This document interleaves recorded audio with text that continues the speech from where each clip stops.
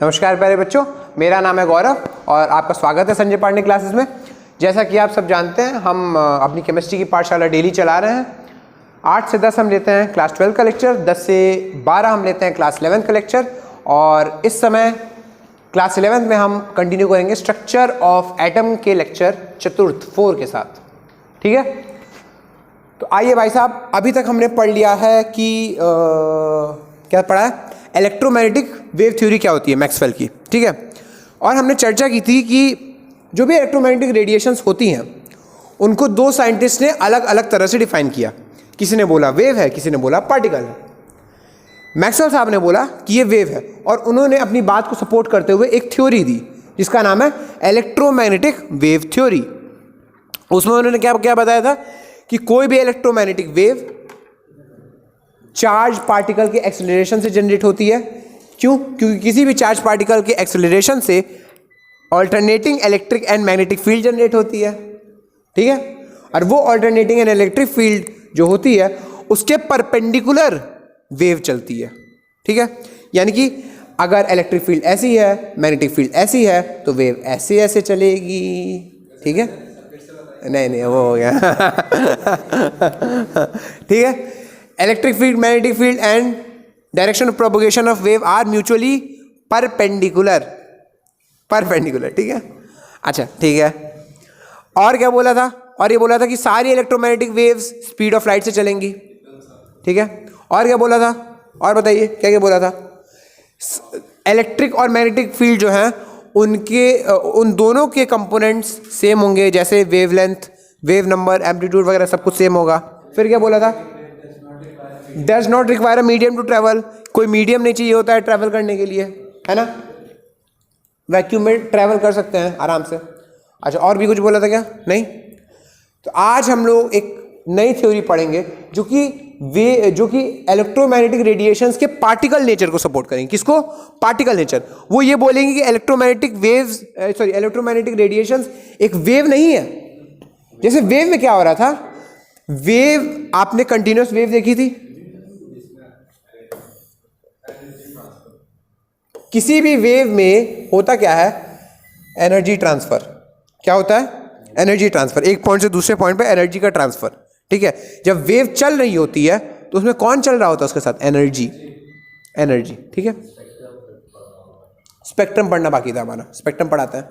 अच्छा, तो क्या आपने ये समझ लिया कि किसी भी वेव के चलते समय एनर्जी ट्रांसफर हो रहा है, एनर्जी का ट्रांसफर।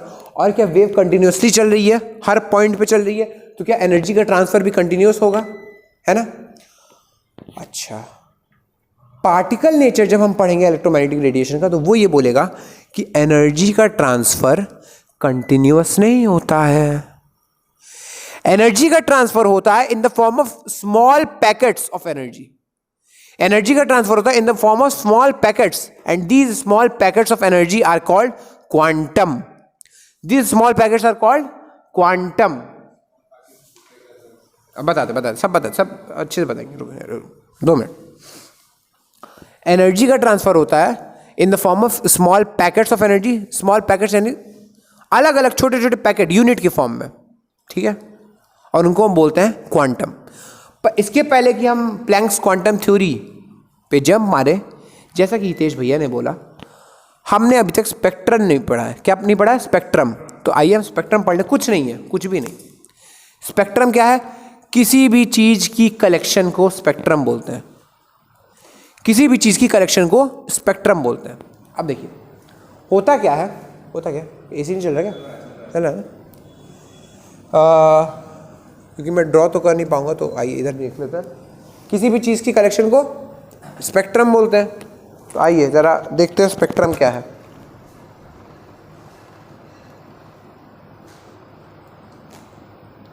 आइए भाई साहब स्पेक्ट्रम देखें।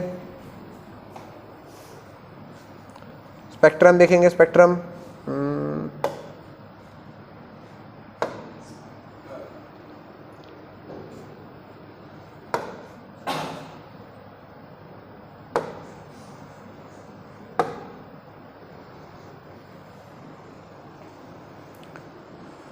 स्पेक्ट्रम देखेंगे।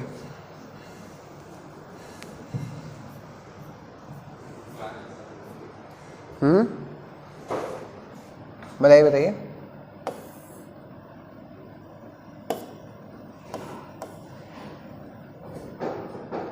Development leading to the Bohr model.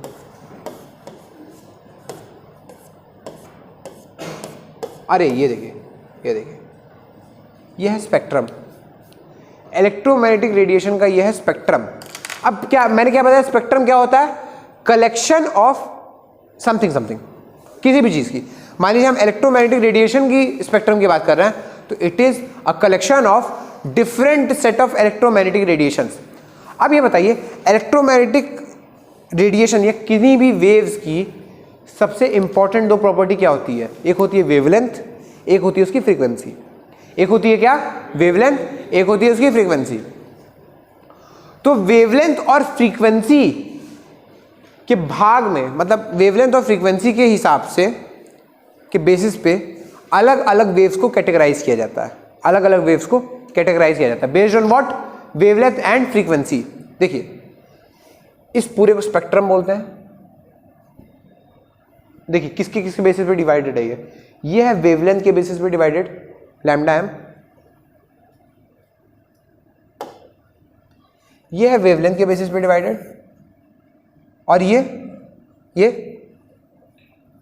Frequency के बेसिस पे डिवाइडेड। फ्रीक्वेंसी कहां से कहां तक रेंज करी? देखो 10 की पावर 0 यानी कि 1 हर्ट्ज से 10 की पावर 24 हर्ट्ज तक। पहले छोटे से बढ़ रही, यहां पे इंक्रीजिंग फ्रीक्वेंसी है। कैसी फ्रीक्वेंसी है? और यहां पे डिक्रीजिंग वेवलेंथ। कैसी वेवलेंथ है? Decreasing wavelength. डिक्रीजिंग मतलब फ्रीक्वेंसी इंक्रीज हो रही है तो वेवलेंथ डिक्रीज हो रही है। क्यों? क्योंकि C is equal to lambda into C तो कांस्टेंट है। सारी इलेक्ट्रोमैग्नेटिक रेडिएशन की स्पीड से चल रही है, लाइट की स्पीड से, तो C तो हमारा कांस्टेंट हो गया। तो अगर हम फ्रीक्वेंसी की वैल्यू लिखें तो क्या इक्वल बी, क्या frequency will be C upon lambda? क्या frequency will be C upon lambda? यानी कि फ्रीक्वेंसी जितनी बढ़ेगी लैम्डा उतना घटेगा, या लैम्डा जितना घटेगा फ्रीक्वेंसी उतनी। पक्की बात? पक्की बात। तो देखिए, क्या फ्रीक्वेंसी यहां से यहां बढ़ रही है तो वेवलेंथ यहां से यहां, भाई वेवलेंथ इधर से इधर बढ़ेगा और फ्रीक्वेंसी इधर से इधर घटेगी। मतलब फ्रीक्वेंसी और वेवलेंथ अपोजिट डायरेक्शन में होंगे। ठीक है। अच्छा देखिए, अब देखिए 0 से अब हमारी जो मेन चर्चा होती है वो होती है विजिबल रीजन के लिए। विजिबल रीजन, अब देखिए ये होता है विजिबल रीजन। कहां से कहां तक? देखिए ऑलमोस्ट 10 की पावर -6 से 10 की पावर -7 तक। देखिए 10 की पावर -6 के बाद स्टार्ट हो रहा है और 10 की पावर -8 से पहले खत्म हो जा रहा है ना। 10 की पावर -6 से स्टार्ट हो रहा है, मतलब उसके बाद स्टार्ट हो रहा है, 10 की पावर -7 से पहले खत्म हो जा रहा है, 8 से पहले खत्म हो जा रहा है। तो क्या इसके बीच में जो रीजन पड़ेगा केवल हम उसको देख सकते हैं, केवल उसको देख सकते हैं, बाकी किसी भी रे को हम देख नहीं सकते हैं क्योंकि वो विजिबल रीजन में फॉल नहीं करती है। हमारी आंख जो है एक चीज होती है, हम किसी भी चीज को देख कैसे सकते हैं वो बताइए। बहुत बढ़िया, शानदार, गुड। इधर आइए, एक चीज के बारे में डिस्कस करें।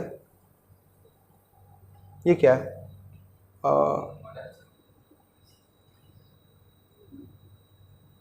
हैंग कर गया।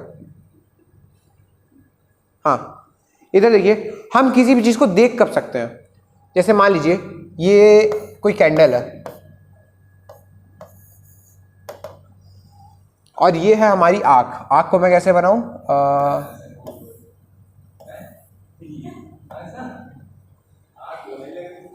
आंख नहीं है ये, क्या बनाऊं मैं फिर? बता।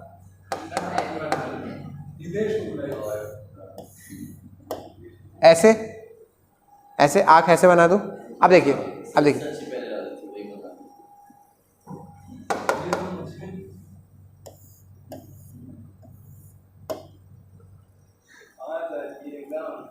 ठीक है नहीं? अच्छा सुनो सुनो सुनो सुनो सुनो सुनो भाई, अब ये बताइए कि हम इस कैंडल की लाइट को कब ऑब्जर्व कर सकते हैं? जब जल रही है। आप सुनिए, जब जल रही है तो कैसे ऑब्जर्व करेंगे? ये कैंडल की लाइट पहले हमारी आंख इसको देखेगी, मतलब हमारी आंख से रे गई, कैंडल की लाइट पे टकराई और फिर वापस आई। ठीक है, पहला process by reflection. This process is called reflection. हाँ बताइए। और दूसरा क्या तरीका है देखने का कि या तो ये कैंडल अपने आप से रे एमिट करे और हमारी आंख तक भेज दे, या तो ये कैंडल अपने आप से रे एमिट करे और हमारी आंख तक भेज दे, तो हम इसको देख सकते हैं। This process is called emission. Emission, one is reflection, one is emission. या तो कैंडल अपने आप से रे एमिट करे और हमारी आंख तक भेज दे, तो हमारी आंख इसको देख सकती है। और या तो फिर हमारी आंख से रे जाए, देखे कि अच्छा वहां है कैंडल लाइट, और फिर वो रिफ्लेक्ट होकर वापस आए, वो है रिफ्लेक्शन। ठीक है, ठीक है। तो ऐसा जरूरी नहीं है कि हम हर रे को सेंस कर पाए, ऐसा जरूरी नहीं कि हम हर रे को सेंस कर पाए। हम केवल सोचिए, उतना बड़ा इलेक्ट्रोमैग्नेटिक रेडिएशन का स्पेक्ट्रम है, इलेक्ट्रोमैग्नेटिक रेडिएशन का स्पेक्ट्रम उतना बड़ा है, 10 की पावर 0 से लेके फ्रीक्वेंसी 10 की पावर 24 तक, 10 की पावर 0 से लेके 10 की पावर 24 तक, उतना बड़ा इलेक्ट्रोमैग्नेटिक स्पेक्ट्रम, और हमें केवल छोटी सी विजिबल रेंज दिखाई देती है, छोटी सी विजिबल रेंज, एकदम छोटी सी। वो जो छोटी सी रेंज दिखाई दे रही है, देखिए उसको क्या बोलते हैं? देखिए देखिए देखिए, कहां गया सेटिंग? ये देखो, इसको बोलते हैं विजिबल स्पेक्ट्रम। अब देखो, विजिबल स्पेक्ट्रम में भी मैं एक चीज दिखा दूं तुम्हें। सबसे बड़ी वेवलेंथ, सबसे छोटी वेवलेंथ, ठीक है? सबसे बड़ी वेवलेंथ, सबसे छोटी वेवलेंथ। रेड की वेवलेंथ सबसे बड़ी होती है, वॉयलेट की सबसे छोटी होती है। रेड की वेवलेंथ सबसे बड़ी होती है, वॉयलेट की सबसे छोटी होती है। और कहां से कहां तक रेंज कर रही है? 400 nm से 750 nm। कहां से कहां तक रेंज कर रहा है? 400 nm से 750 nm तक। पक्का? पक्का? अरे पक्की बात, ठीक है? ये हो गया विजिबल स्पेक्ट्रम। और क्या स्पेक्ट्रम समझ में आया? इसमें क्या क्या है?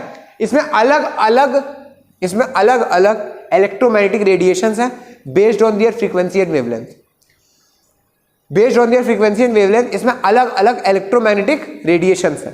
Based on their frequency and wavelength इसमें अलग अलग इलेक्ट्रोमैग्नेटिक रेडिएशंस हैं। ठीक है? जैसे सबसे ज्यादा वेवलेंथ वाली रेडियो वेव्स। सबसे ज्यादा वेवलेंथ वाली कौन है? Radio waves. अरे भाई साहब बोलिए। सबसे ज़्यादा वेवलेंथ वाली रेडियो वेव्स, उसके बाद रेडियो वेव्स। अच्छा, ये लॉन्ग रेडियो वेव्स है, ये एफएम और एएम वाले हैं। क्या क्या? जो टीवी वगैरह भी यूज होता है, जिससे हमारी टीवी चलती है वे, वो। और जिससे एफएम सब लोग जानते हैं, एफएम रेडियो जानते होंगे। अच्छा, फिर ये माइक्रोवेव सब लोग जानते होंगे घरों में। इंफ्रारेड, टीवी का रिमोट देखा है? टीवी का रिमोट देखा है, उसमें जो लगा रहता है। उसके बाद आया विजिबल, उसके बाद आई विजिबल रेंज हमारी, ये वाली। क्या? ये मतलब यही वो रे है जो हमारी सारी दुनिया को रंगीन बनाती है। ठीक है ना? फिर आया यूवी, अल्ट्रा वायलेट, अरे जो सन से आ रही है बे। फिर एक्सरे देख सकते हैं क्या? एक्सरे देख सकते हैं? देख नहीं सकते हैं। क्या गामा रे? गामा रे भी देख नहीं सकते। गामा रे तो बहुत ही हाई एनर्जी होती है। अब देखो सुनो, ऐसा मैं एक चीज बता रहा हूं तुम्हें। जिस रे की फ्रीक्वेंसी जितनी ज्यादा, ध्यान सुनिएगा, जिस रे की फ्रीक्वेंसी जितनी ज्यादा उस रे की एनर्जी उतनी ज्यादा। जिस रे की फ्रीक्वेंसी जितनी ज्यादा उस रे की एनर्जी उतनी ज्यादा। तो क्या यहां से यहां फ्रीक्वेंसी बढ़ रही है, यानी कि यहां से यहां एनर्जी ऑफ रे बढ़ रही है। जिस रेडिएशन की फ्रीक्वेंसी जितनी ज्यादा उसकी एनर्जी उतनी ज्यादा। यहां से यहां फ्रीक्वेंसी बढ़ रही है, यानी कि यहां से यहां एनर्जी बढ़ रही है। तो विजिबल रेंज में सबसे ज्यादा एनर्जी वाला कलर कौन सा है? वायलेट। अरे उसकी फ्रीक्वेंसी सबसे ज्यादा है ना, वेवलेंथ सबसे कम है, फ्रीक्वेंसी सबसे ज्यादा है, तो वायलेट। समझ में आया? अच्छा एक बात मेरे को एक बात बताइए, एक बात आप मुझे बताएंगे। बात यह है कि ये बताइए, अगर मान लीजिए कि मेरी आंख से रे निकली, ठीक है, किसी बॉडी पे गई और उस बॉडी से रिफ्लेक्ट ही नहीं हुई, तो मुझे वो बॉडी कैसे दिखेगी? वो बॉडी दिखेगी ब्लैक, कुछ नहीं दिखेगा। वो बॉडी नहीं दिखेगी, ब्लैक दिखेगी। नहीं दिखेगी मतलब ब्लैक दिखेगी, ठीक है, जैसे यूनिवर्स में। अच्छा अगर मान लीजिए एक बॉडी है, अबे वो छोड़ो, अच्छा ठीक है, ये तो मेरे काम भर का बात हो गया। अब हेडिंग डालिए, क्या स्पेक्ट्रम समझ में आया है? स्पेक्ट्रम थोड़ा बहुत समझ में आ गया? कुछ नहीं, spectrum is a collection of different waves of electromagnetic radiation. कैसे हर तरह की उसमें वेव है, लॉन्ग रेडियो वेव से शुरू होकर फिर रेडियो वेव, फिर लॉन्ग रेडियो वेव, फिर माइक्रोवेव, फिर इंफ्रारेड, फिर विजिबल रीजन, फिर यूवी, एक्सरे, गामा रे। क्या इस साइड जा रहे थे तो फ्रीक्वेंसी बढ़ रही थी, इस साइड वेवलेंथ बढ़ रही थी, ठीक है। रेडियो वेव की वेवलेंथ सबसे ज्यादा होगी, गामा रे की वेवलेंथ सबसे कम होगी, गामा रे की फ्रीक्वेंसी सबसे ज्यादा होगी। हाँ बिल्कुल, ओवर एक्सपोजर हार्मफुल होता है। ओवर एक्सपोजर मतलब अगर बॉडी को तुम बहुत देर तक, मतलब 10 सेकंड से ज़्यादा, 10-15 सेकंड से भी ज़्यादा एक्सरे, अरे एक्सरे भाई पेनिट्रेटिंग होता है, तुम्हारी हड्डियों से पास करता है, वो हड्डी को तुम्हारी गला देगा। हाँ बिल्कुल।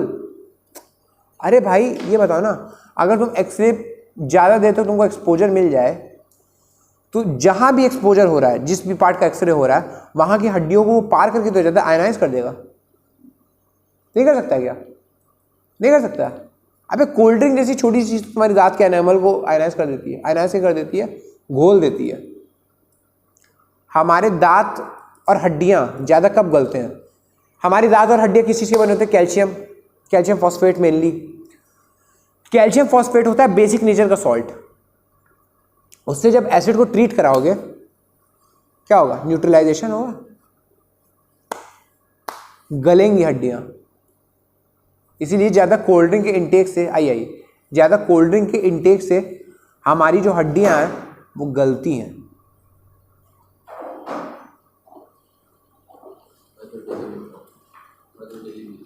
डेली पीता है, गलत बात, ठीक है। हड्डियां ज़्यादा गलती हैं, इसलिए ना पीजिएगा। अरे सुनो, क्या हमने स्पेक्ट्रम डिस्कस कर लिया, वेव नेचर डिस्कस कर लिया। अब नई हेडिंग डालिए, प्लैंक्स क्वांटम थ्योरी। नई हेडिंग डालिए, प्लैंक्स क्वांटम थ्योरी।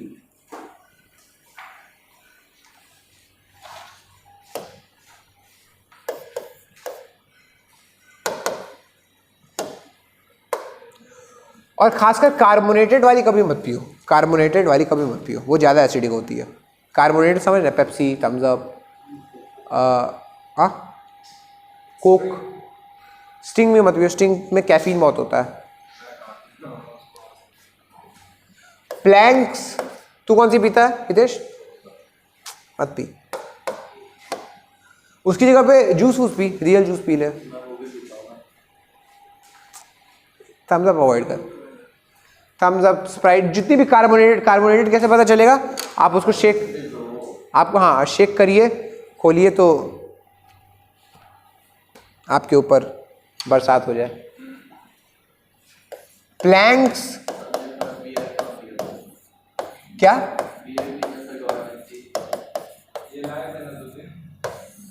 बियर पीते हैं?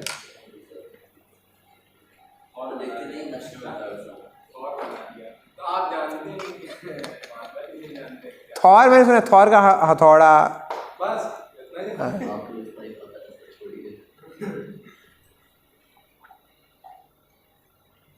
तो हथौड़ा ही तो है उसका, और क्या है? हाँ अच्छा, उस बर्थडे है ना?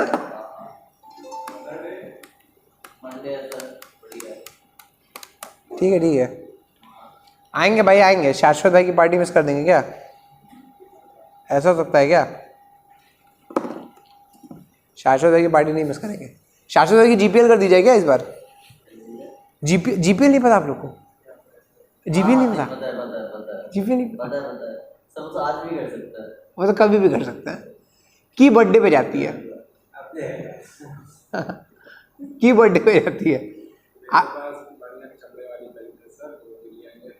वो बर्थडे। अरे क्या क्या? अंडे अंडे क्या मजा है? क्या लगती है मेरे को, एक बार फेंक के मारा था भैया ने, अंडे फोड़ के ऊपर को लाल हो गया था। और क्या बोलते हैं, कुछ नहीं है, था उठाना है अंडे का भाव इनका लाल हुआ था, इनका लाल लाल था। ठीक है, मतलब शाश्वत भैया के बर्थडे इस बार अच्छे से मनेगा। सब बहुत अच्छे से, अगर ये गलती से आ गया मना लीजिए क्या? आज मना लीजिए क्या? सर इनको सरप्राइज देंगे सर, उस दिन ये नहीं आएगा, देख लीजिएगा। अरे ठीक है, सुनो सुनो सुनो, प्लैंक्स क्वांटम थ्योरी। अब सुनो सुनो, मैक्सवेल भैया ने क्या बोल दिया कि देखो साहब इलेक्ट्रोमैग्नेटिक रेडिएशन वेव है। क्या बोल दिया? इलेक्ट्रोमैग्नेटिक रेडिएशन वेव है। अब प्लैंक भैया है सीन में। प्लैंक भैया का अलग एकदम भौकाल, ठीक है। प्लैंक भैया ने ऐसा है कि अपनी पीएचडी कंप्लीट की, पीएचडी कंप्लीट करके करते ही 10 साल में एक इंस्टीट्यूट के डायरेक्टर बन गए। नामी गिरामी आदमी, भौकाल उनका एकदम। फिर 20 साल 30 साल में नोबेल प्राइज जीत गए। 20-30 साल में नोबेल प्राइज जीत गए। तो वो बहुत चौड़ वाला आदमी। अब यार उसने ऐसा है बोला कि कौन मैक्सवेल फैक्सवेल है, कौन बोल रहा है?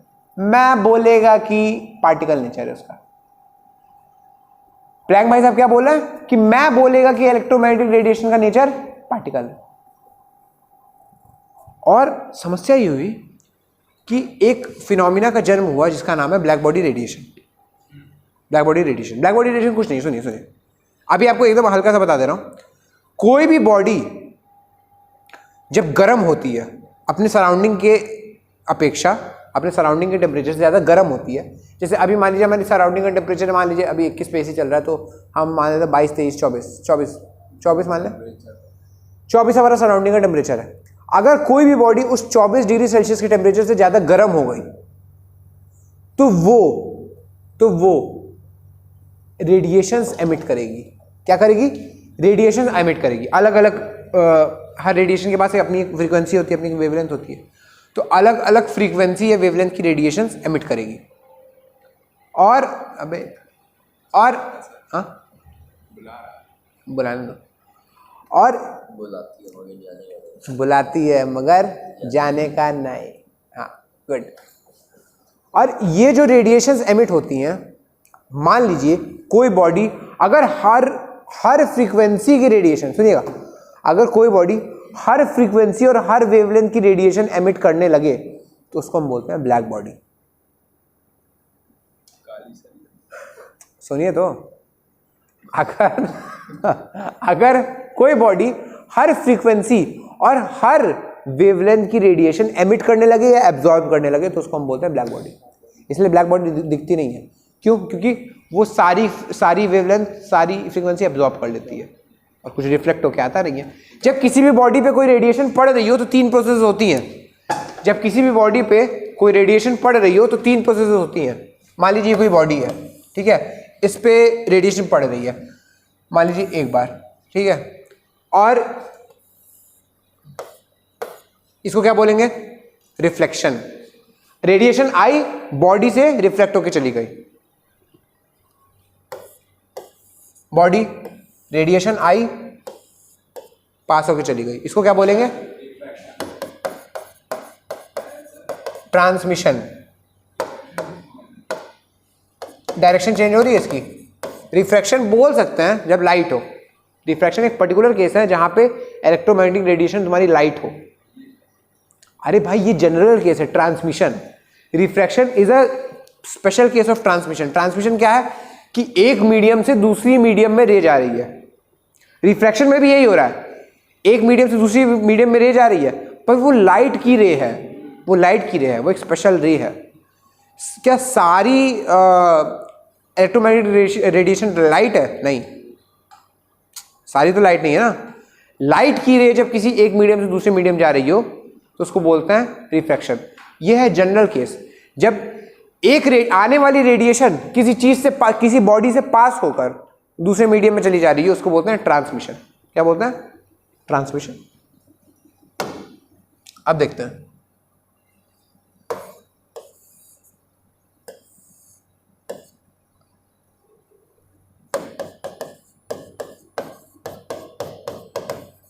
क्या बोलते हैं इसको। एब्जॉर्प्शन। रे आई, कुछ वापस निकला ही नहीं, पूरी की पूरी एब्जॉर्ब हो गई, पूरी की पूरी एब्जॉर्ब हो गई, पूरी की पूरी एब्जॉर्ब हो गई, इसको बोलते हैं एब्जॉर्प्शन। तो अगर कोई भी रे किसी भी बॉडी पे आ रही है, किसी बॉडी पे इंसिडेंट हो रही, आ रही है का मतलब होता है इंसिडेंट हो रही है। इफ एनी रे is being incident on a body, तो तीन प्रोसेस हो रही होती हैं, रिफ्लेक्शन, ट्रांसमिशन, एब्जॉर्प्शन। तो ब्लैक बॉडी क्या कर रही होती है? ब्लैक बॉडी एब्जॉर्ब कर रही होती है और एमिट कर रही होती है। जो रेडिएशंस वो एमिट करती है उसको हम बोलते हैं ब्लैक बॉडी रेडिएशन। जो रेडिएशन वो एमिट करती है उसको हम बोलते हैं ब्लैक बॉडी रेडिएशन। अब क्यों एमिट कर रही है सुनिए। मान लीजिए कि कोई भी हॉट बॉडी है, कोई भी बॉडी है, हमने उसको कुछ रेडिएशन दी, कुछ गर्म किया, क्या वो कुछ रेडिएशन अब्जॉर्ब करेगा, कुछ रिफ्लेक्ट करेगा? जो उसने अब्जॉर्ब किया, क्या उसकी वजह से उसका खुद का टेम्परेचर बढ़ गया? खुद का टेम्परेचर बढ़ गया। अरे उसने अब्जॉर्ब कर लिया ना, उसने कुछ एनर्जी अब्जॉर्ब कर लिया तो उसका खुद का टेम्परेचर भी तो बढ़ेगा। उसका खुद का टेम्परेचर बढ़ गया तो क्या अब वो एनर्जी रेडिएट करने के कैपेबल हो गया? वो अब एनर्जी बाहर भी दे सकता है। तो वो एनर्जी को या रेज को, रेडिएशन को एमिट करेगा, रेडिएट करेगा, और वो कुछ पर्टिकुलर फ्रीक्वेंसी या पर्टिकुलर वेवलेंथ की एनर्जी रेडिएट करेगा।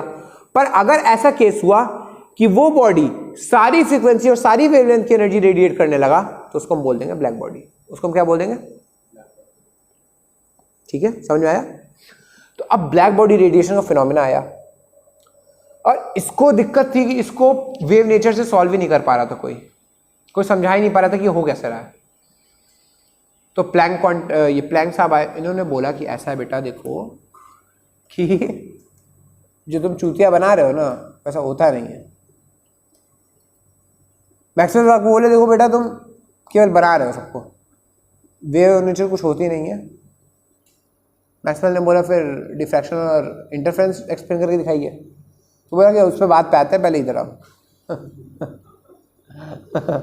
तो उन्होंने ये पूरा जो रेडिएशन का कॉन्सेप्ट है वो पार्टिकल नेचर से एक्सप्लेन करके दिखाया, वो हम एक अलग क्लास में समझेंगे। पर अभी के लिए ये सुन लीजिए कि मैक्स प्लैंक साहब ने रेडिएशन का पार्टिकल नेचर दिया। क्या दिया? Particle nature. उन्होंने बोला कि ये जो इलेक्ट्रोमैग्नेटिक रेडिएशन है ये अलग अलग पार्टिकल से बना है, ये कंटिन्यूअस रेडिएशन नहीं है, ये it is a collection of small particle, छोटे छोटे पार्टिकल। और इन पार्टिकल को, इन छोटे छोटे पार्टिकल्स को बोलते हैं क्वांटम। क्वांटम सिंगुलर होता है, क्वांटम प्लूरल होता है। इन छोटे छोटे एनर्जी के पार्टिकल्स को बोलते हैं क्वांटम। और अगर लाइट है इलेक्ट्रोमैग्नेटिक रेडिएशन उसको हम बोलते हैं क्वांटम ऑफ लाइट, और क्वांटम ऑफ लाइट को हम बोलते हैं फोटोन। क्या बोलते हैं? फोटोन। अगर लाइट है इलेक्ट्रोमैग्नेटिक रेडिएशन, स्पेशल केस है लाइट, क्योंकि सारी इलेक्ट्रोमैग्नेटिक रेडिएशन लाइट तो होती नहीं है। क्या सारी EMR लाइट होती है? क्या सारी EMR लाइट होती है? नहीं। Light, what is light? Light is the visible region of the electromagnetic spectrum. केवल 400 से 750 नैनोमीटर तक हम लाइट बोलेंगे, उसके अलावा लाइट नहीं बोलेंगे। उसके अलावा क्या बोलेंगे? इलेक्ट्रोमैग्नेटिक। ठीक है, केवल विजिबल रीजन को लाइट बोलेंगे। और वो जो लाइट में जो सबसे छोटे छोटे एनर्जी पार्टिकल्स होंगे, जिनको हम क्वांटम बोल रहे हैं, ऐसे लाइट के लिए क्या बोलेंगे? उनको फोटोन। क्या बोलेंगे? समझ में आया? समझ में आया? तो सब लोग हेडिंग डालिए। सुनिए, क्या इलेक्ट्रोमैग्नेटिक रेडिएशन जब ट्रेवल कर रही है, तो जिस भी चीज से इलेक्ट्रोमैग्नेटिक रेडिएशन बनी है, EMR बनी है, उन छोटे छोटे packets of energy, particles of energy को बोलेंगे क्वांटम। और जब इलेक्ट्रोमैग्नेटिक रेडिएशन लाइट होगी, यानी कि विजिबल रीजन में 400 से 750 नैनोमीटर, तो क्वांटम को फोटोन बोल देंगे। बस सिंपल।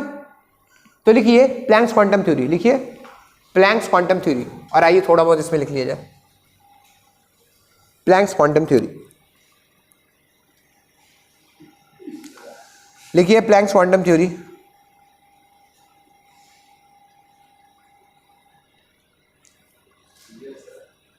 आप प्लैंक्स इसमें लिखिए, इट सजेस्ट, पॉइंट नंबर 1 लिखिए, it suggest particle nature of light. It suggest particle nature of light.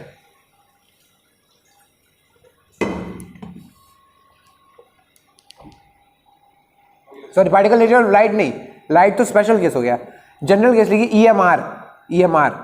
Light काटी, EMR लिखी, electromagnetic radiation bay.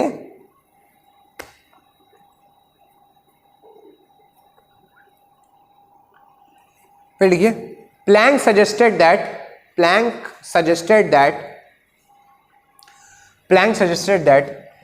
atoms or molecules suggested that atoms or molecules absorb or release energy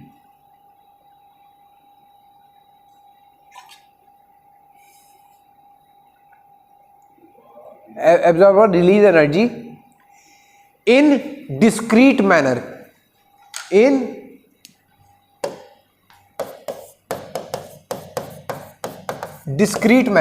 पहले wave में क्या हो रहा था? Continuous manner में हो रहा था।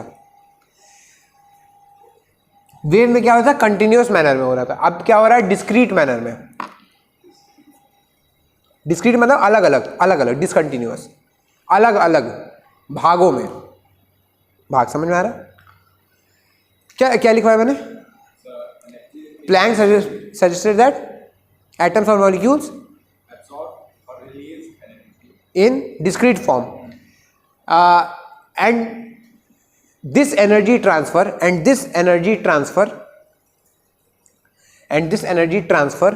takes place in the form of small packets of energy.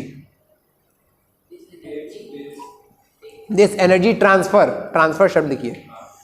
This energy transfer takes place in the form of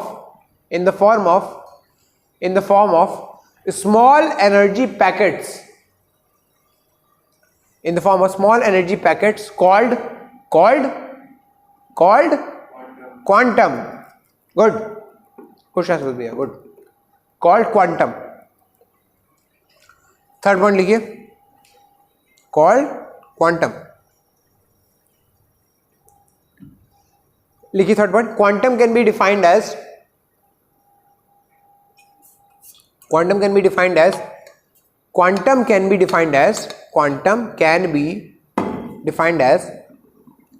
the smallest packet of energy. Quantum can be defined as the smallest packet of energy through which energy can be transferred in EMRs, electromagnetic radiation. Which energy? Quantum can be defined as क्या लिखा है? Smallest packet of energy through which energy can be transferred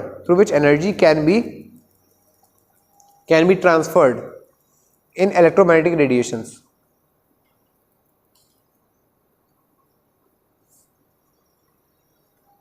ठीक है, अब लिखिए कि quantum of a light, quantum of a light, light के quantum को क्या बोलते हैं?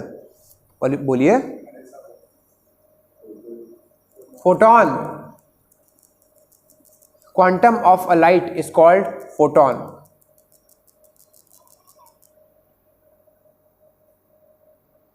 Quantum of a light is called photon. फिर नेक्स्ट पॉइंट लिखिए, quantum are massless in nature. Quantum या quanta are massless in nature, उनके पास कोई अपना मास नहीं होता। क्वांटम या quanta are massless in nature.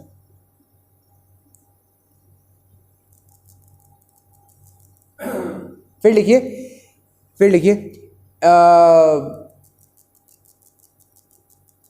a particular electromagnetic radiation, a particular EMR, फिर लिखिए next point, a particular EMR, electromagnetic radiation को EMR ही लिखिएगा, ठीक है। a particular EMR has all the quanta same, has all the quanta same, identical, same या identical. मतलब अभी सुनो, क्या हमने डाल्टन्स एटॉमिक थ्योरी पढ़ी थी? डाल्टन्स एटॉमिक थ्योरी में क्या बोला गया था कि अगर कोई एक एलिमेंट है तो उस एक एलिमेंट के सारे एटम सेम होंगे। इसी तरह मैक्सवेल साहब ने बोला कि अगर कोई एक इलेक्ट्रोमैग्नेटिक रेडिएशन है तो उसके सारे क्वांटा, भाई इलेक्ट्रोमैग्नेटिक रेडिएशन किससे बनी है? प्लैंक साहब के हिसाब से क्वांटा से बनी है, छोटे छोटे एनर्जी पार्टिकल से बनी है। तो उनके हिसाब से एक इलेक्ट्रोमैग्नेटिक रेडिएशन में सारे क्वांटा सेम होंगे, सारे क्वांटा सेम होंगे। ठीक है, ठीक है, ठीक है। नेक्स्ट पॉइंट लिखिए, नेक्स्ट पॉइंट लिखिए। नेक्स्ट पॉइंट है, लिखिए कि the energy of a quanta, the energy of a quantum, the energy of a quantum is directly proportional to, the energy of a quantum is directly proportional to its frequency. The energy of a quantum is directly proportional to frequency of the radiation. The energy of a quantum is directly proportional to frequency of the radiation.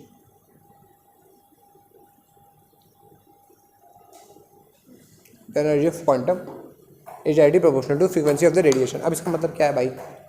इधर देखिए भाई साहब, भाई साहब इधर देखिए,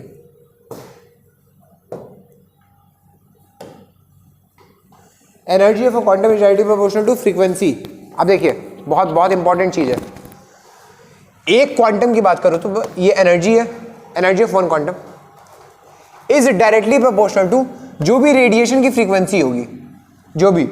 तो अगर फ्रीक्वेंसी की रेडिएशन ज्यादा है, रेडिएशन की फ्रीक्वेंसी ज़्यादा है, सुनिएगा, अगर रेडिएशन की फ्रीक्वेंसी ज़्यादा है, क्या क्वांटम की एनर्जी भी ज़्यादा होगी? क्वांटम की एनर्जी भी ज़्यादा होगी। क्या मैं प्रोपोर्शनलिटी साइन हटा के कांस्टेंट लगा दूं? ये कांस्टेंट लगता है h, और इसको बोलते हैं प्लैंक्स कांस्टेंट। क्या बोलते हैं? प्लैंक्स। इसको मैं बोलता हूं प्लैंक्स कांस्टेंट, h को मैं बोलता हूं प्लैंक्स कांस्टेंट। ठीक है भाई साहब, ठीक है। और h की वैल्यू होती है 6.626 इंटू 10 की पावर -34 जूल सेकेंड। 6.626 इंटू 10 की power -34 joule second.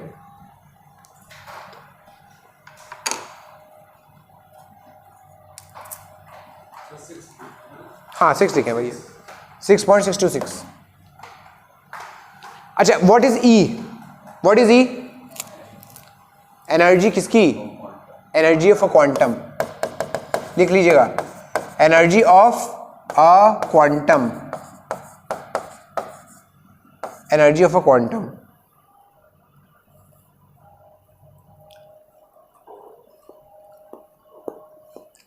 What is nu? किसकी फ्रीक्वेंसी? Frequency of radiation.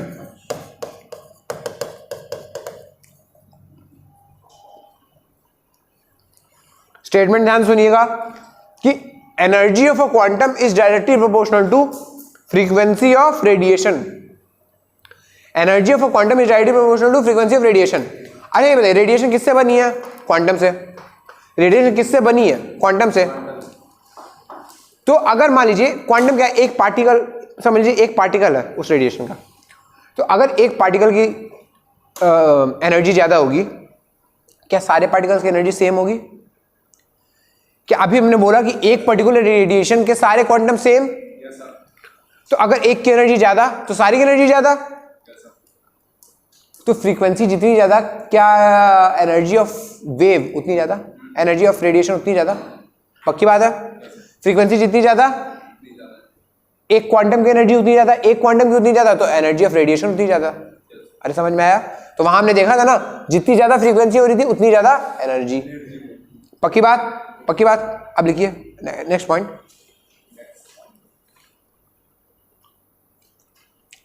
कि energy of any particle, energy of any particle is always an integral energy of any particle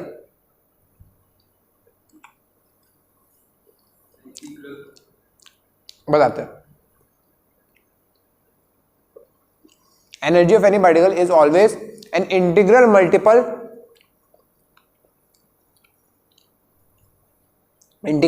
of h nu।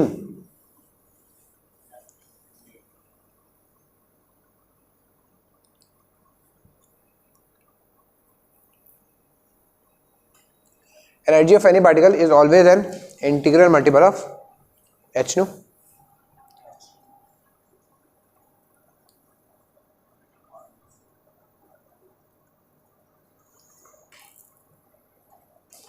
अच्छा सुनो, अगर मान लो कोई body है, वो कोई रेडिएशन एब्जॉर्ब करेगी, एमिट करेगी, ठीक है, तो क्या वो वही अपने स्मॉल पैकेट्स के फॉर्म में एमिट करेगी, एब्जॉर्ब करेगी, यानी कि क्वांटा के फॉर्म में, ठीक है।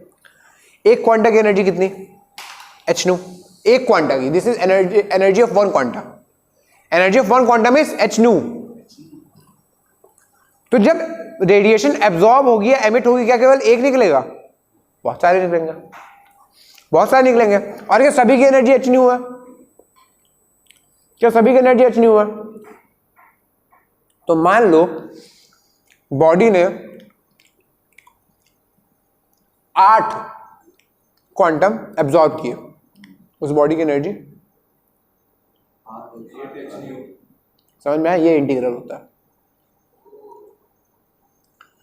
आधा क्वांटम तो होगा नहीं, एक पूरा ही तो क्वांटम होगा। आधा क्वांटम तो होगा नहीं, आधा इलेक्ट्रॉन नहीं होता, आधा क्वांटम नहीं होता, क्योंकि क्वांटम सबसे छोटा पार्टिकल है, सबसे छोटा पार्टिकल है,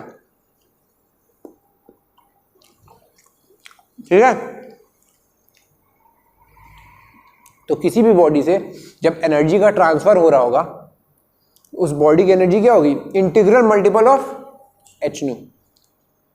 क्योंकि जरूरी तो नहीं ना केवल एक ही क्वांटम निकलेगा, मान लो n नंबर ऑफ क्वांटम निकल रहा है, तो उस बॉडी की एनर्जी क्या होगी? n into H new. तो किसी बॉडी की इन जनरल किसी बॉडी की एनर्जी क्या होती है? n इंटू एच न्यू, जहां पे n is the number of quantum. किसी भी बॉडी की एनर्जी क्या होती है? n into H new. लिख लीजिए।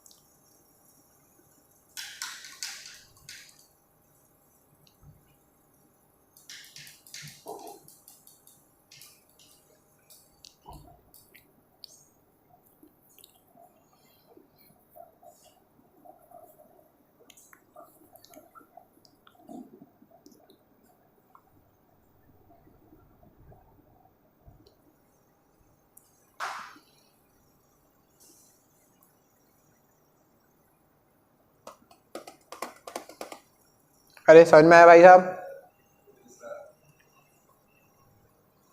अब सोचिए, क्या quantum is the smallest unit जिसे एनर्जी ट्रांसफर होगी? तो क्या एक क्वांटम की एनर्जी बहुत छोटी होगी? तो हम उसे अगर जूल वगैरह में, जूल एनर्जी की बहुत बड़ी यूनिट होती है, तो अगर जूल वगैरह में नापेंगे तो हमें दिक्कत होगी। तो इसलिए उसको बहुत छोटी छोटी यूनिट में नापा जाता है। उस छोटी यूनिट का नाम रहता है इलेक्ट्रॉन वोल्ट। क्या रहता है? एक छोटी सी यूनिट होती है जिसका नाम होता है इलेक्ट्रॉन वोल्ट। ये एनर्जी की यूनिट है, इलेक्ट्रॉन वोल्ट। और पता है कैसे है? सुनो सुनो सुनो सुनो, मैंने आपको एक फॉर्मूला बताया था कि energy is Q into V. Discharge rate पढ़ाते समय Q into V, charge into voltage. जितना ज्यादा वोल्टेज होगा उतना ज्यादा एनर्जी होगी। ये बताया था मैंने आपको, अगर नहीं बताया था देख लो, बताया था। Energy is Q into V. अब सुनो, अगर एक इलेक्ट्रॉन को, एक इलेक्ट्रॉन बहुत छोटा सा पार्टिकल, छोटा सा, उसमें कितना ही चार्ज होता है? 1.6 इंटू 10 की पावर माइनस 19 कूलम। 1.6 इंटू 10 की पावर माइनस 19 कूलम, बहुत छोटा। इतू से चार्ज उतना भी नहीं होगा। तो क्या बहुत छोटे से चार्ज पार्टिकल, अगर एक इलेक्ट्रॉन को हम 1 वोल्ट की पोटेंशियल डिफरेंस से एक्सेलरेट करें, तो जो उसमें एनर्जी आएगी उसको हम बोलते हैं 1 इलेक्ट्रॉन वोल्ट। अगर एक इलेक्ट्रॉन को हम 1 वोल्ट की पोटेंशियल डिफरेंस से एक्सेलरेट करें, तो उसमें जो एनर्जी आती है, जो एनर्जी वो एक्वायर करता है, उसको हम बोलते हैं 1 इलेक्ट्रॉन वोल्ट। फिर से सुनिए, जब एक इलेक्ट्रॉन को हम 1 वोल्ट पोटेंशियल डिफरेंस से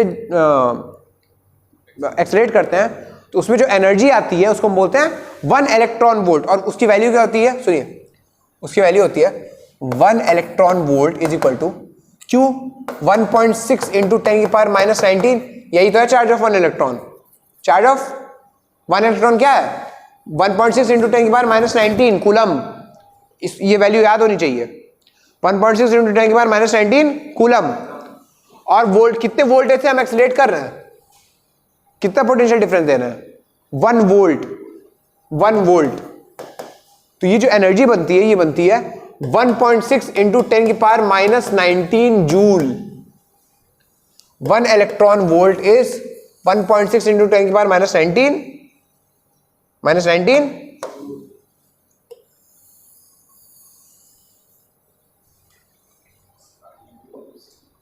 बताता है। अरे बिल्कुल, एनर्जी ऑफ क्वांटम नापने के लिए इसका यूज करता है।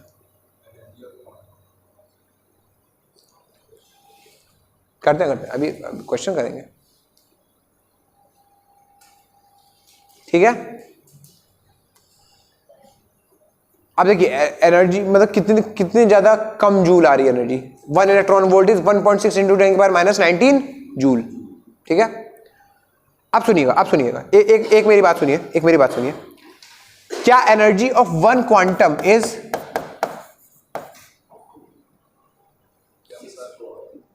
क्या मैं ये जानता हूं कि, तो क्या, अरे बोलिए, वहां देखिए, ठीक है? रिलेट कर लीजिए। क्या C equal to lambda into nu होता है? तो न्यू की वैल्यू क्या हो जाएगी? C by lambda. न्यू की वैल्यू रख दी C बाई लैम्डा, ठीक है? अरे ठीक है भाई साहब। क्या फॉर इलेक्ट्रोमैग्नेटिक रेडिएशन, मुझे C की वैल्यू पता है, इलेक्ट्रोमैग्नेटिक रेडिएशन के लिए स्पीड ऑफ लाइट 3 इंटू 10 की पावर 8 मीटर पर सेकंड। और क्या मुझे H की वैल्यू पता है? H तो कांस्टेंट है, 6.626 इंटू 10 की पावर माइनस 34। पक्का? तो रखिए, वैल्यू रखिए 6.626 इंटू 10 की पावर माइनस 34। ये जूल सेकंड में आती है, जूल सेकंड।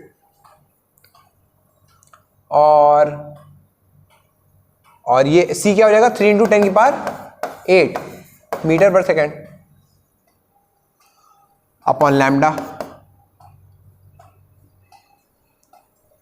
ठीक है? सॉल्व करिए, कैलकुलेट करिए। कैलकुलेटर है ना? करिए भाई साहब, करिए।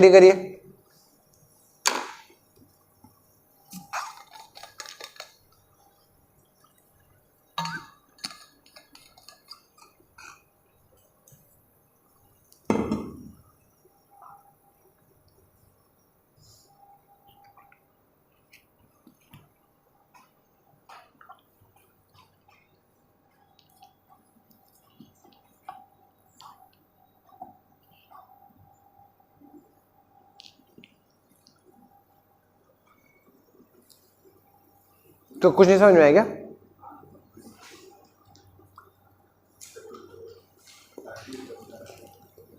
थर्टी फोर ये 34 है, -34। 90.878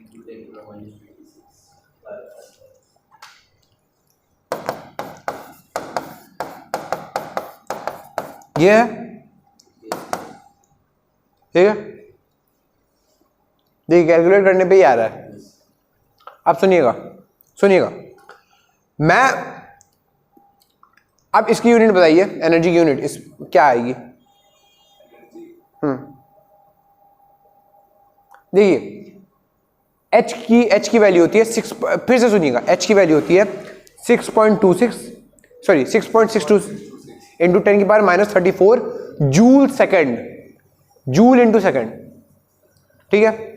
इसकी यूनिट होती है मीटर पर सेकेंड, तो क्या joule into second into metre पर सेकेंड, क्या पर सेकेंड से सेकेंड गया तो जूल मीटर बचा, डिवाइड बाय वेवलेंथ कर रहे हैं, वेवलेंथ की यूनिट मीटर मान लो। अबे मीटर गया ना, अरे देखो जूल सेकेंड इंटू मीटर पर सेकेंड, तो क्या ये और ये गया सबसे पहले, और पर मीटर बस जूल बचा ना, एनर्जी यूनिट जूल, तो ये जूल में आया, ये जूल में आया ना, ये जो वैल्यू है जूल में आई। पर क्या ये बहुत छोटी वैल्यू है, बहुत ज्यादा छोटी वैल्यू? क्या गिरा भाई? मेरे को 1 सेकंड के लगा ये गया, क्योंकि ये कभी भी जा ही सकता है, ये भी कभी भी जा ही सकता है। अब सुनिए, ये बहुत ज़्यादा छोटी वैल्यू है, तो अब मैं इसको इलेक्ट्रॉन वोल्ट में कन्वर्ट कर रहा हूँ। देखिएगा, क्या E है 19.87 इंटू 10 की पावर -26 जूल अपॉन लैम्डा। अब देखिए, क्या 1 इलेक्ट्रॉन वोल्ट होता है, 1.6 इंटू 10 की पावर -19 जूल। तो करिए, कन्वर्ट कर सकते हैं क्या? करिए, कन्वर्ट करिए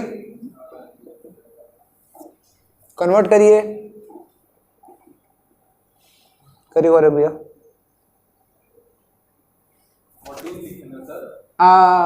1 वो है 19.87, हाँ -19, हाँ 1 इलेक्ट्रॉन वोल्ट इज 1.6 इंटू 10 की पावर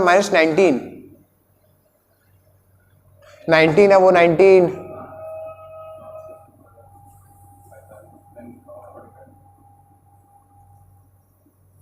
नहीं, अरे डिवाइड करिए, डिवाइड करने से आएगा,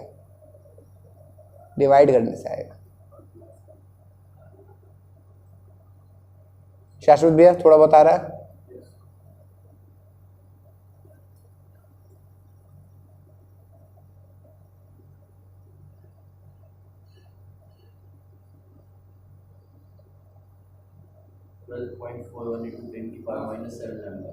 बहुत बढ़िया। देखो इन्होंने कुछ बताया, यह आ गया पॉइंट 12.41 -7 अपॉन लैम्डा, और ये किस में आ जाएगा? इलेक्ट्रॉन वोल्ट में आएगा ना। अब क्या इलेक्ट्रॉन वोल्ट, एक इलेक्ट्रॉन को एक वोल्ट पोटेंशियल डिफरेंस से एक्सेलरेट करा दिया जाए तो जो एनर्जी मिलती है 1 इलेक्ट्रॉन वोल्ट होती है, ठीक है। ये इलेक्ट्रॉन वोल्ट में आया। अब सुनिए, अगर मैं मान लूं कि जो हमारी वेवलेंथ होगी वो हमेशा नैनोमीटर में हमें दी रहेगी, अगर मैं मान लूं कि जो हमारी वेवलेंथ होगी हमेशा नैनोमीटर में दी रहेगी, मैं मान लूं अगर, तो फिर बाय नैनोमीटर, तो क्या अगर मैं मान लूं कि ये देखो, इधर देखो एनर्जी ये हम एक क्वांटम की एनर्जी निकाल रहे हैं अभी, 12.41 इंटू 10⁻⁻7 अपॉन लैम्डा इन नैनोमीटर, तो इंटू 10⁻⁹ होगा।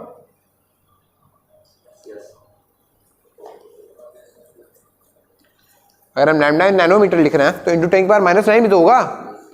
तो क्या ये 10⁻⁹ ऊपर जाएगा? तो 10⁻⁹ ऊपर जाएगा तो क्या बनाएगा? 9 - 7 2। तो क्या ये 1241 अपॉन लैम्डा इन नैनोमीटर आ गया? क्या कैलकुलेशन आसान करने के लिए बेटा, अभी देखेंगे कैलकुलेशन कैसे आसान होगी।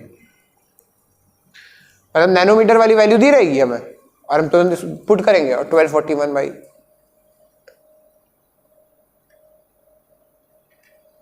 अगर नहीं ये करना हो तो बस वही याद रख लो, कुछ भी याद रखो, 12.41 वाला याद रख लो, कोई दिक्कत नहीं है।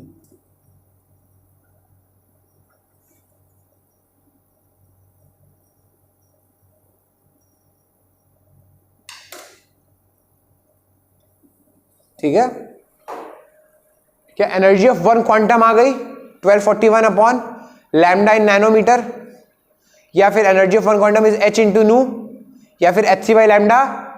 अरे बोलो h नू या hc बाई लैम्डा या 1241 अपॉन लैम्डा इंटू, ये किस में आई है? इलेक्ट्रॉन वोल्ट में। किस में आई है?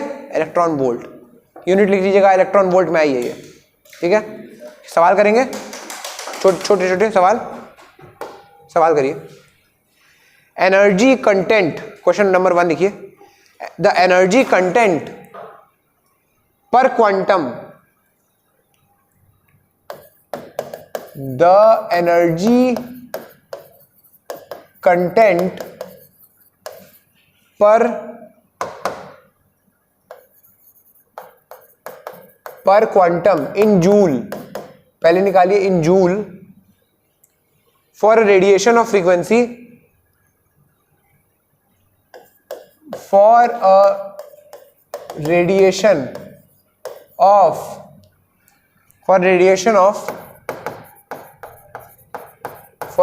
of frequency 4.2 into 10⁻14 hertz,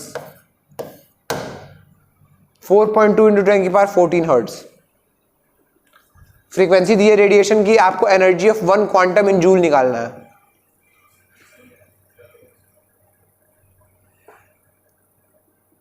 frequency of radiation दी हुई है, एनर्जी ऑफ वन क्वांटम निकालिए।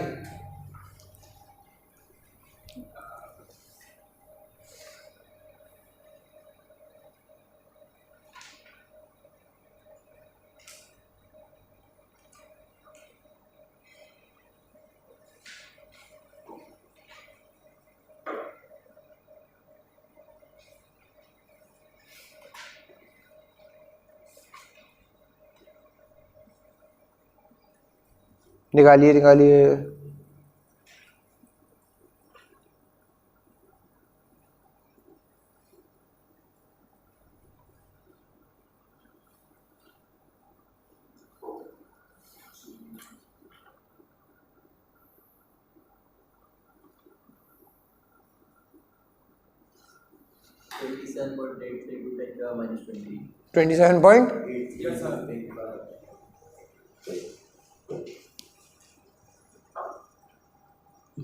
Good good.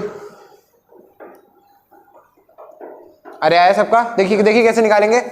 क्या हमें फ्रीक्वेंसी ऑफ रेडिएशन दी हुई है नू, क्या हमें h पता है 6.626 × 10⁻34, क्या हम एनर्जी ऑफ वन क्वांटम निकाल सकते हैं? Energy of one quantum is h into new. What is h? 6.626 into 10⁻34। गौरव भैया आया? इंटू न्यू क्या है? 4.2 इंटू -14 ना, +14 है। तो क्या 34 ये क्या 10⁻⁻20 आ गया इंटू 27.80।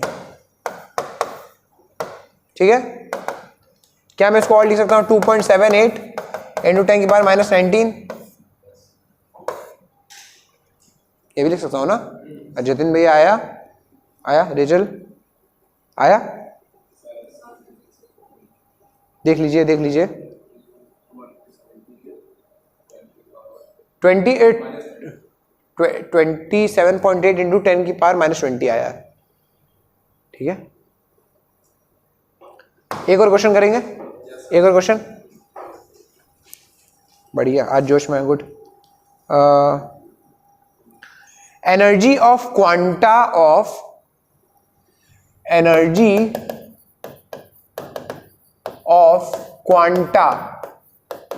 प्लूरल है, energy of quanta of two different radiations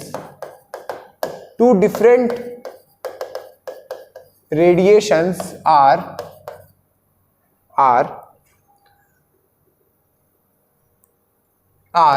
2 electron volt and 4 electron volt. एक रेडिएशन का एनर्जी ऑफ क्वांटा है 2 इलेक्ट्रॉन वोल्ट, एक का है 4 electron volt. Relation between their wavelength is, उनके वेवलेंथ के बीच की रिलेशन निकालनी है। हाँ, लैम्डा के बीच की रिलेशन।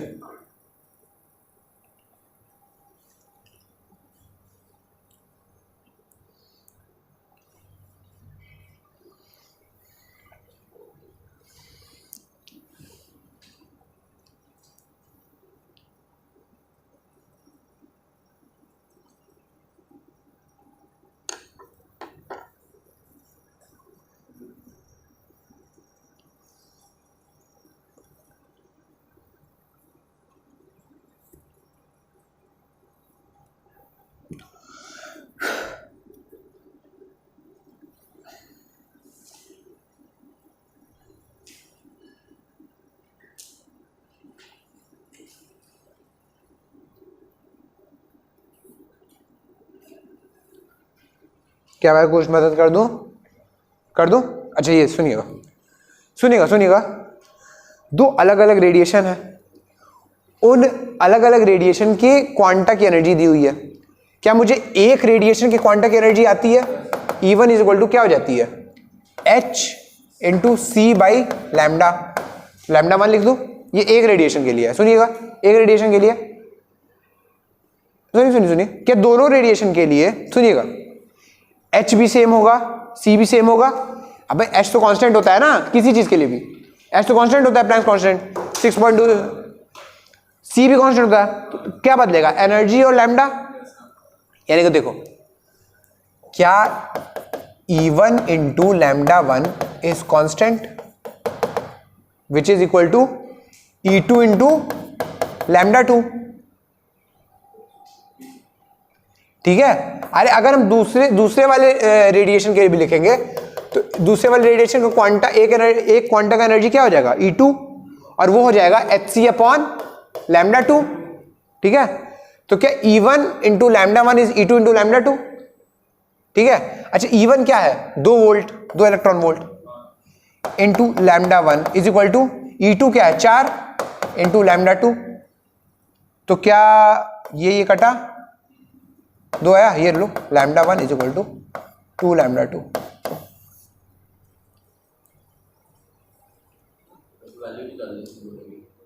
नहीं भाई, रिलेशन निकालना। देखो रिलेशन, रिश्ता, रिलेशन।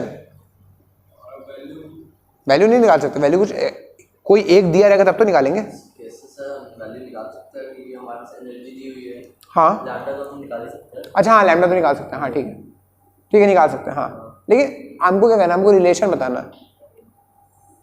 गुड, वैल्यू भी निकाल सकते हैं, पर हमको रिलेशन बताना भाई। क्या वैल्यू निकाल क्या करें? अरे भैया, वैल्यू पूछ जाता तो सुनिए, क्या आपको Hc की वैल्यू पता है? अरे आपको Hc भी छोड़िए, क्या आपको ये पता है कि energy of 1 quanta in electron volt 1241 बटे लैम्डा इन नैनोमीटर है। ठीक है, और आपको इसकी एनर्जी पता है, इसकी एनर्जी है 2 इलेक्ट्रॉन वोल्ट। तो क्या आप लैम्डा इन नैनोमीटर नहीं निकाल लेंगे? लैम्डा इन नैनोमीटर 1241 बटे 2 आ जाएगा, कुछ 620.5 नैनोमीटर आ जाएगा ना, 0.5। और अगर एनर्जी 4 रख दो तो दूसरी वाली वेव की लैम्डा आ जाएगी, आ जाएगी। अरे भाई साहब, ठीक है, समझ में आया? रिलेशन ऐसे निकाल लेंगे।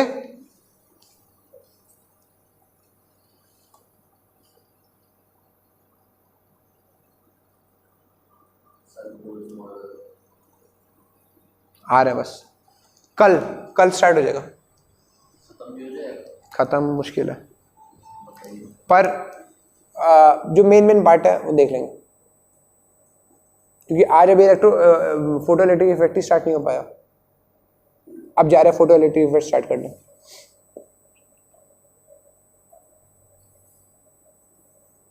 अभी तो एक टॉपिक स्किप कराएं इसीलिए, ताकि तुम्हारा बोर्ड मॉडल जल्दी आए, ताकि तुम बोर्ड मॉडल की एक क्लास में तो रह लो कम से कम।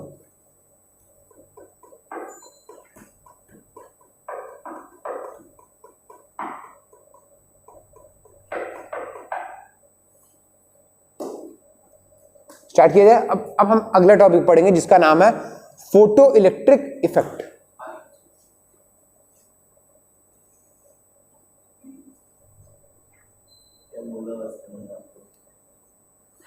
कुछ तो चल रहा है। अबे बहुत आसान चीज है फोटो इलेक्ट्रिक इफेक्ट, बहुत आसान चीज है। जैसे हम लोग पहले कर रहे थे,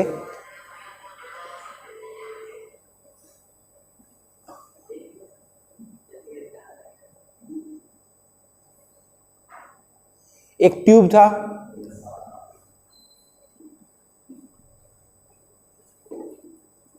कर क्या रहे हो बे?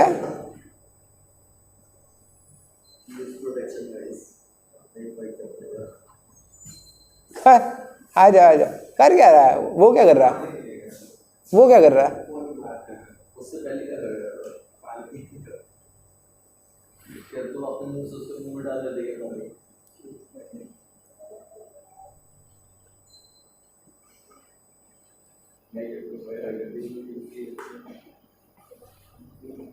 क्या हुआ?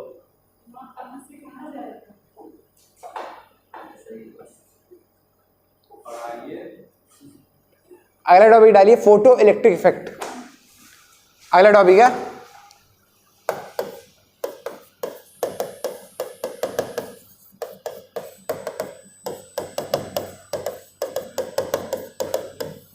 Photo electric effect.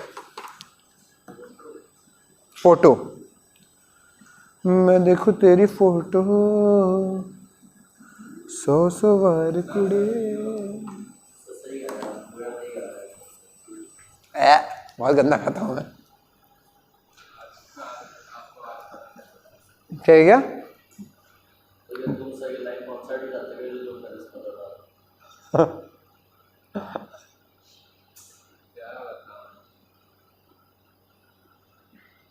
Photo electric effect. अब सुनिए बड़ी आसान सी चीज है, बड़ी आसान सी चीज है। सुनिए 1800, अरे क्या हो गया?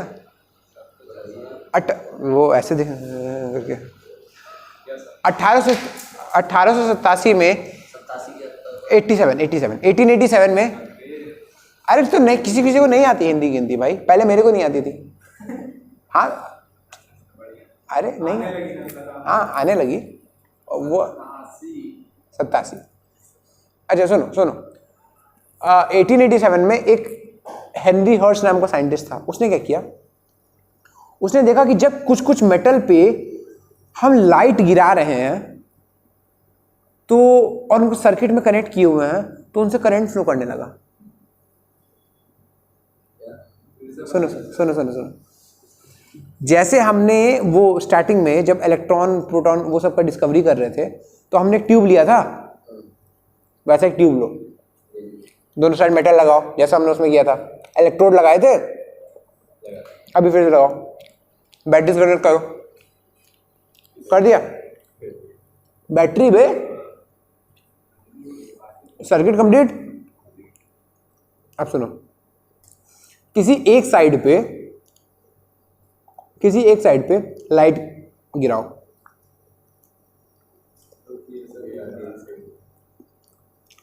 किसी एक साइड के मेटल पे जो इलेक्ट्रोड है ना, किसी एक इलेक्ट्रोड पे लाइट गिराओ, गिर रही है सर। तुम देखोगे कि उस पूरे सर्किट में से करंट बहने लगा। उस पूरे सर्किट में से करंट बहने लगा। उस करंट को बोलते हैं फोटो करंट। क्या बोलते हैं? Photo current.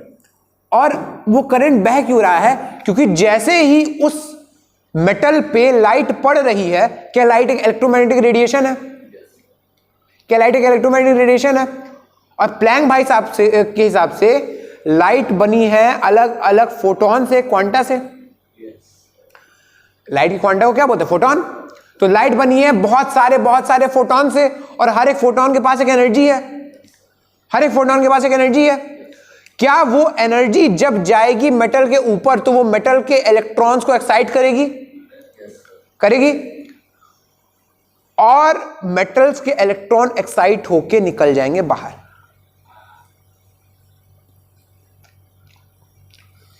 और वही मेटल के इलेक्ट्रॉन सर्किट में घूमेंगे, उससे करंट बन जाएगा। वो जो इलेक्ट्रॉन सोलर पैनल ऐसे काम करता है? नहीं, सोलर पैनल से काम नहीं करना। वो पहले एनर्जी स्टोर करता है। आप 12th में एक चैप्टर पढ़ेंगे फिजिक्स में, 11th बेस बनाने के लिए होता है। 12th में चैप्टर पढ़ेंगे जिसका नाम है कैपेसिटेंस। चलो मेरे चलो खर्चा सर खाने वाला है भाई, पैसा कमाएं बोलता जाके। भाई कहाँ वो बेच देंगे क्या? क्या? ये पकड़े मैं यहाँ दिल पे हाथ रखा था भाई। वही कह रहा था। दिल बेच देंगे? क्या बोल रहा है भाई मेरे? सुन, से कहाँ पढ़ाएंगे? एलन में जो ज्यादा पैसा फेंके।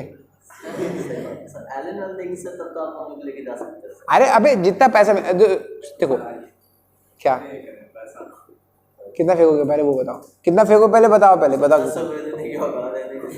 आकाश में लोग देखेंगे, आप नहीं बढ़ाएंगे। मजा नहीं आएगा। 10 में क्या है यार, अपनी क्वालिटी थोड़ी तो ज्यादा है। 500 के 10 नोट दो तब। अपनी क्वालिटी थोड़ी तो ज्यादा है ना, थोड़ी तो है ना। अबे देखो, स्टार्टिंग में कोटा में किसी टीचर को, जैसे हम एज अ फ्रेशर ही जा रहे हैं ना, किसी टीचर को कितना भी एक्सपीरियंस हो, पहले उसको ट्रेन किया जाता है। पहले उसको बैठाया जाता है ट्रेन करके डाउट काउंटर पे। वो स्ट्रगल के दिन होते हैं।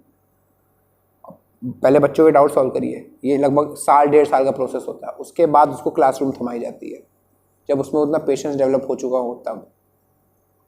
मैं तो काफ़ी टाइम से क्लासरूम पढ़ा रहा हूँ, पर जब मैं कोटा जाऊँगा तो मेरे को फिर से 0 से स्टार्ट करना पड़ेगा। फिर भी मैं वो रिस्क ले रहा हूँ, क्योंकि वहाँ पे सीखने को बहुत कुछ मिलेगा। और एक बार आदमी ये 2-3 साल की स्ट्रगल पार कर जाए, फिर ऊपरी लिमिट कुछ नहीं है कमाई की। There is no upper limit.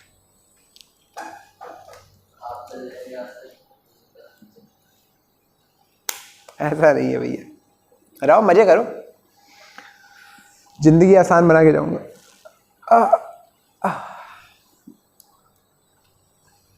अच्छा इधर सुनिए, बड़ी आसान सी चीज मैं आपको बताता हूँ, पता है? इधर सुनिए, वही ट्यूब बना रहा हूं मैं, वही ट्यूब। सुनिए, ये पीछे नहीं छोड़ दी ना। सुनिए, metal circuit complete.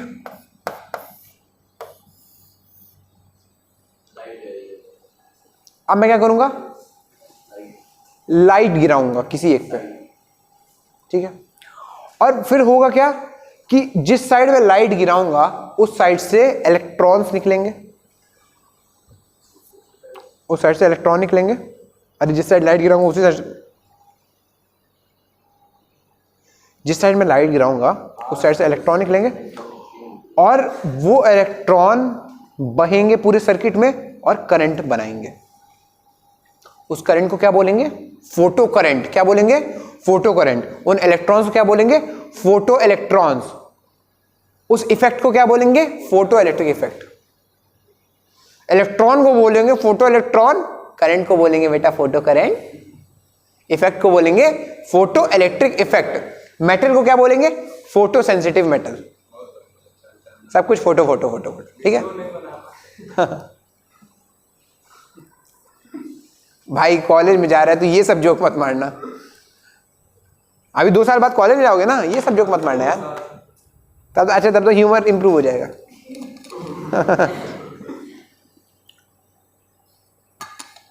Subject improve कर लो बेटा। चलिए लिखिए फोटो इलेक्ट्रिक। हाँ अरे सुनो, हेडिंग डालो फोटो इलेक्ट्रिक इफेक्ट, हेडिंग डालो फोटो इलेक्ट्रिक इफेक्ट। क्या समझ में आया है क्या हो रहा है?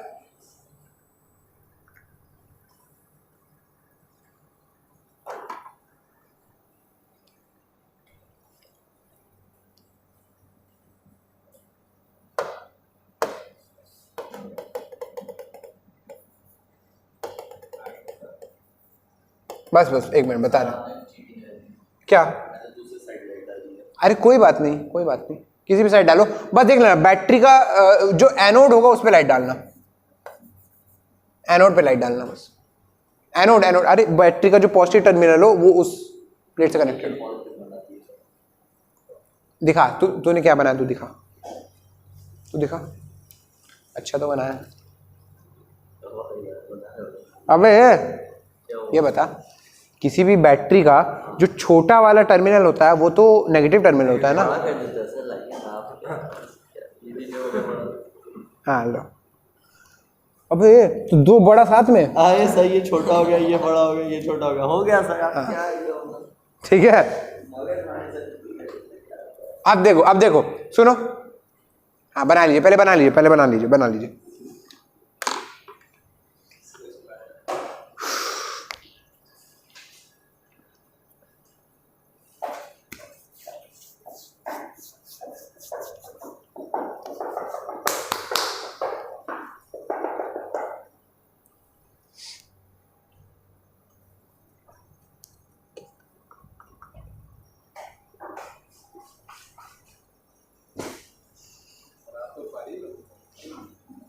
पापा की परी।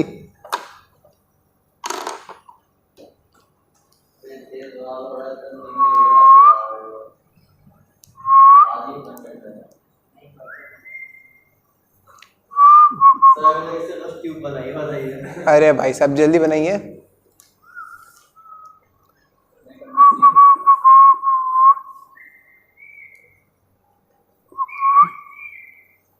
ये क्या है?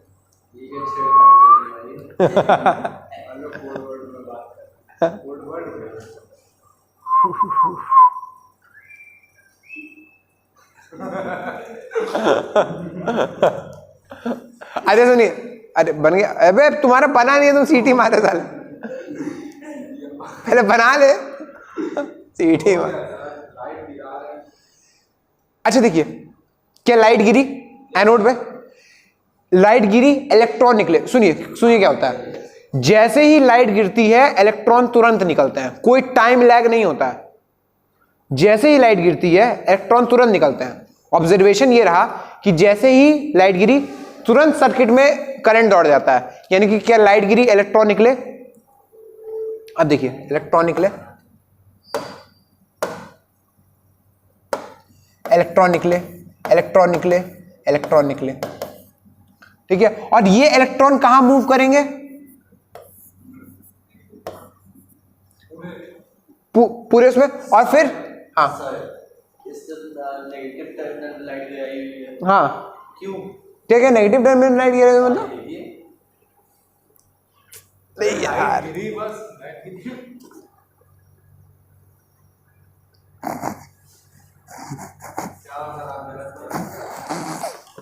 अरे सुनो, अच्छा सुनो, मेरी बात सुनो। अरे सुन तो यार, सुना रहा हूं, सुनो। पहले मुद्दे की बात सुनो। क्या इलेक्ट्रॉन गिरी, किसी भी टर्मिनल पे लाइट गिराएंगे, इलेक्ट्रॉन गिरी, इलेक्ट्रॉन निकली, निकला। अच्छा सुनो, अब क्या वो पूरे सर्किट में दौड़ेंगे? अच्छा, जिस भी सर्किट में, जिस भी डायरेक्शन में इलेक्ट्रॉन दौड़ता है, करंट की डायरेक्शन क्या होती है?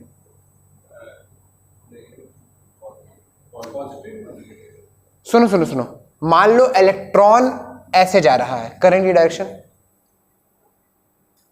उसके जस्ट अपोजिट। उसके जस्ट अपोजिट। इलेक्ट्रॉन के दौड़ने की डायरेक्शन के अपोजिट होगी करंट की डायरेक्शन। मैंने क्या बोला?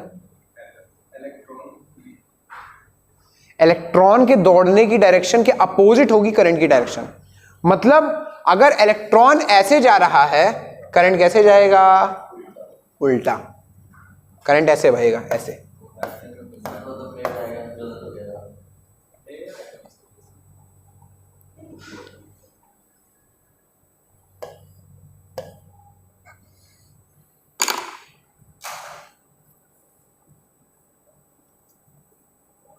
भाई साहब, करंट हमेशा पॉजिटिव टर्मिनल से नेगेटिव टर्मिनल तो फ्लो करेगा।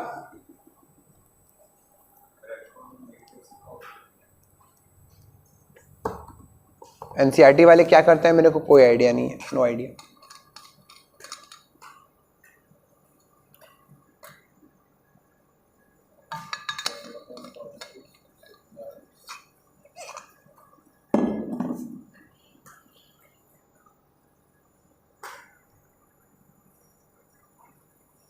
अच्छा अब सुनो, सुनो जल्दी सुनो, कम से कम समझ के जाओ पूरा, ताकि हम लोग कल मिले तो पहले इसको लिख लें और फिर बोर्ड मॉडल स्टार्ट करें। सुनो, मुद्दा ये है कि देखा ये गया कि मेटल जब हम कुछ ले रहे थे उसके ऊपर एक लाइट, हम कुछ इलेक्ट्रोमैग्नेटिक रेडिएशन गिरा रहे हैं, तो कुछ फोटो इलेक्ट्रॉन निकल रहे हैं, कुछ करंट बह रही है। पर अगर मान लो हमने कोई रेडिएशन ली किसी फ्रीक्वेंसी की, मेटल पे गिराई, फोटो इलेक्ट्रॉन नहीं निकले, ये भी देखा गया। फिर क्या? फिर हमने क्या किया? फिर हमने उस रेडिएशन की फ्रीक्वेंसी बढ़ाई। अगर नहीं निकला, मान लो हमने कोई रेडिएशन ली किसी फ्रीक्वेंसी, इधर देखिए, कोई अरे इधर ही देख रहा था, कोई रेडिएशन ली किसी फ्रीक्वेंसी की और फिर फोटो इलेक्ट्रॉन नहीं निकले, उस फ्रीक्वेंसी पे फोटो इलेक्ट्रॉन नहीं निकले मेटल से, तो हमने क्या किया? हमने रेडिएशन बढ़ाई, फिर बढ़ाई नहीं निकली, फिर बढ़ाई नहीं निकली, फिर बढ़ाई। एक पॉइंट ऐसा आया जब एक फ्रीक्वेंसी पहुंची, बढ़ाते बढ़ाते एक फ्रीक्वेंसी पहुंची और उस फ्रीक्वेंसी पे फोटो इलेक्ट्रॉन निकलना स्टार्ट हो गया। अभी तक नहीं निकल रहा था, पर हमने फ्रीक्वेंसी को धीरे धीरे बढ़ाया और उस फ्रीक्वेंसी पे फोटो इलेक्ट्रॉन निकलना स्टार्ट हो गया। उस फ्रीक्वेंसी को बोलते हैं थ्रेशहोल्ड फ्रीक्वेंसी। क्या बोलते हैं? थ्रेशहोल्ड। सुनिए, थ्रेशहोल्ड सुनिए। अबे नहीं भाई, सुनो, किसी फ्रीक्वेंसी पे कोई फ्रीक्वेंसी की लाइट हम डाल रहे थे, मान लो मेटल पे, उससे नहीं हो रहा था, कुछ नहीं हो रहा था। फिर हमने क्या किया? हम मेटल तो चेंज कर नहीं रहे हैं, हम क्या कर रहे हैं? हम उस रेडिएशन की फ्रीक्वेंसी को बढ़ा रहे हैं धीरे धीरे। तो बढ़ा रहे हैं, कुछ नहीं हो रहा, निकल गया इलेक्ट्रॉन।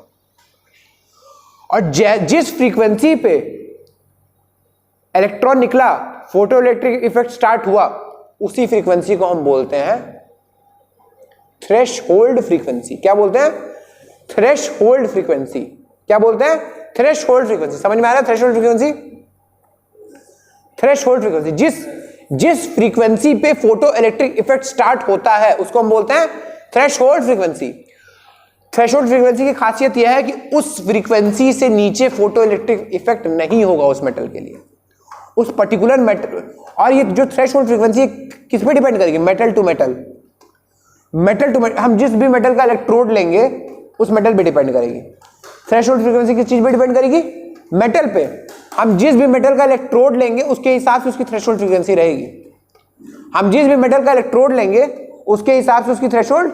रहेगी। ठीक है? अब सुनिए।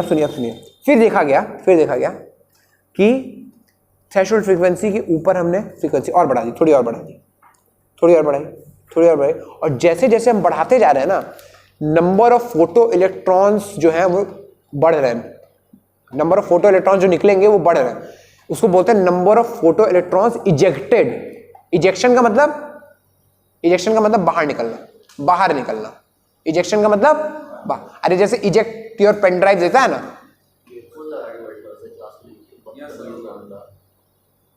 ठीक है। इजेक्शन का मतलब बाहर निकलना, इजेक्शन का मतलब बाहर निकलना।